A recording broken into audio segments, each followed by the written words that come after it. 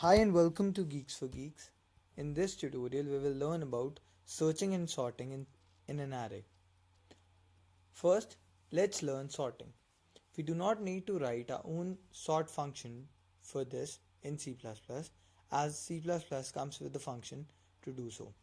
To sort a function, to sort an array, we use the sort function which is present in the algorithm library.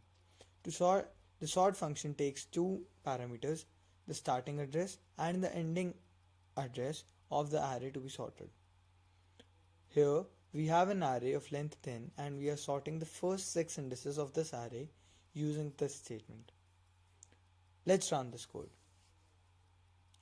We can see that the first 6 elements of this array are sorted. To sort the complete array, we just need to write the array name, comma, array name plus the size of the array. Let's run this code. We can see that the entire array is sorted. We know that we can search in a sorted array using binary search in O of log n time. C++ has a function binary search for searching. Binary search takes 3 arguments: starting address, ending address, and the value to be searched. Let's suppose we have an array and we need to search for 7 in the entire array. We can do this by writing binary search array name, comma, array name plus size, comma, 7.